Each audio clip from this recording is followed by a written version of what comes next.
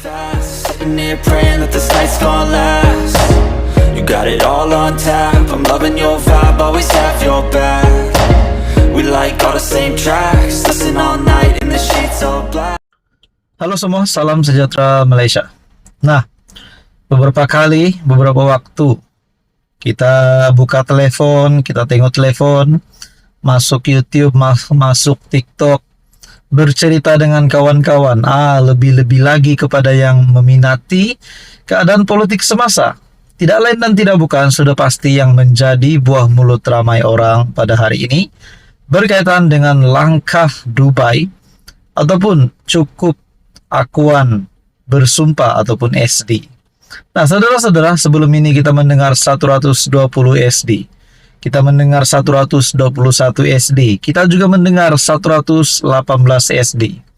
Nah, seperti yang dinyatakan oleh Syahabudin Husin ataupun Syahabudin.com, berkata di dalam blog Syahabudin, yang berkata, kalau cukup buktikan, itu yang kita mahu. Bukannya bercakap saja ataupun melalui kenyataan-kenyataan, tetapi belum ada bukti pun yang bahwa mereka sudah mempunyai sokongan yang cukup untuk membentuk kerajaan ataupun lain kata untuk menumbangkan Datuk Seri Anwar Ibrahim. Akhirnya saudara-saudara, timbalan Perdana Menteri yaitu Presiden UMNO Ahmad Zahid Hamidi membuat satu keputusan ataupun satu kenyataan berkaitan dengan SD langkah Dubai. Menurut Zahid Hamidi daripada BH Online, SD langkah Dubai tak sah, kata Zahid.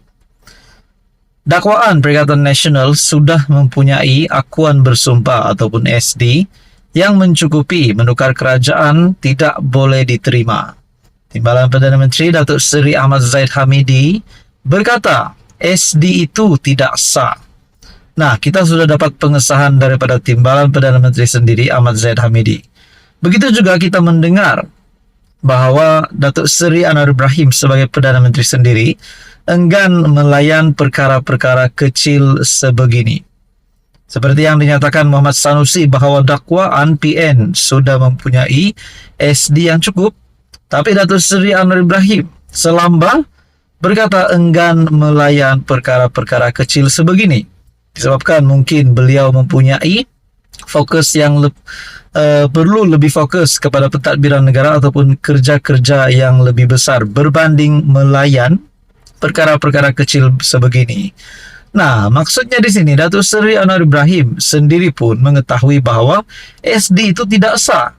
Nah, di dalam artikel ini, SD itu tidak sah, kata Zahid, selepas melawat dan menghadiri mesyuarat koordinasi bersama Kementerian Kemajuan Desa dan Wilayah. Beliau juga mengulas dakwaan menyatakan PN sudah mempunyai SD daripada ahli parlimen yang mencukupi untuk mengambil alih kerajaan. SD berkenaan dikatakan kepada ahli parlimen yang menarik balik sokongan kepada Perdana Menteri Datuk Seri Anwar Ibrahim. MB Kedah Datuk Seri Muhammad Sanusi dilaporkan berkata PN sudah mempunyai jumlah SD yang mencukupi untuk menumbangkan kerajaan. Muhammad Sanusi yang juga Ketua Pengarah Pilihan Raya PN bagaimanapun tidak memaklumkan secara terperinci termasuk mengenai jumlah SD yang diperoleh. Bagaimanapun Sabtu lalu Pejabat Ketua Pembangkang menafikan dakwaan kononnya yang di Pertuan Agong memberi perkenan kepada 118 ahli parlimen daripada PN untuk datang menghadap baginda bersama SD masing-masing. Kenyataan didakwa dikeluarkan Setiausaha Agung PN Hamzah Zainuddin seperti ditularkan di media sosial juga adalah palsu. Nah, bermakna di sini Hamzah Zainuddin sudah menafikan perkara ini, sudah mengesahkan bahwa itu adalah berita palsu. Tetapi Menteri Besar Kedah pula menyatakan PN sudah mencukupi jumlah SD. Nah, mana satu nih? Saudara-saudara yang amat dihormati, Ahmad Zahid Hamidi berkata SD langkah Dubai tidak sah. Apa komen Anda? Sekian saja, teruskan bersama di dalam channel ini untuk info yang seterusnya. Halo semua, salam sejahtera Malaysia. Selamat datang ke channel Fels Lifestyle. Tuan-tuan dan puan yang saya amat hormati semua, sebelum ini kita dikejutkan dengan pengumuman berkaitan dengan Perikatan Nasional yang sudah mempunyai SD yang cukup ataupun sokongan yang cukup. Dan sebelum itu, kita juga mendengar berkaitan dengan langkah-langkah untuk menjatuhkan kerajaan menggulingkan Datuk Seri Anwar Ibrahim. Tidak lain dan tidak bukan, yang terdekat kita dengar sebelum ini adalah langkah Dubai. Nah, pada akhirnya, saudara-saudara, kita juga mengetahui bahwa sehingga saat ini, hari ini, Datuk Seri Anwar Ibrahim masih kekal sebagai Perdana Menteri. Bahkan terdapat 5 ahli parlimen dari pembangkang sendiri yang sudah menyatakan sokongan terhadap kerajaan perpaduan. Nah, saudara-saudara, yang terkini mengejutkan ramai adalah berkaitan dengan satu dakwaan rasuah RM1 bilion Perikatan Nasional untuk jatuhkan kerajaan. Artikel daripada BH Online ataupun biharian.com. Siasat dakwaan rasuah RM1 bilion PN untuk jatuhkan kerajaan. Nah, kalau benar perkara ini memang sahih, memang perkara ini benar, RM1 bilion rasuah dari Perikatan Nasional untuk jatuhkan kerajaan, adakah ini bermakna dalam artikel ini ataupun dalam isu ini RM1 bilion itu digunakan untuk membeli ahli parlimen dari kerajaan? Nah, itu menjadi persoalannya, saudara-saudara. Dan persoalan yang kedua, dari mana Perikatan Nasional nak dapat duit sebanyak RM1 bilion itu? Nah, tuan-tuan dan puan, ini menjadi satu persoalan yang bermain di fikiran ramai orang, terutamanya pemerhati-pemerhati politik. Nah, di dalam artikel ini, seorang setiausaha politik kepada Perdana Menteri, Datuk Seri Anwar Ibrahim, meminta pihak berkuasa menyiasat dakwaan seorang pemimpin PN terbabit dalam cubaan merasuah individu berpengaruh dan ahli parlimen untuk menjatuhkan kerajaan perpaduan.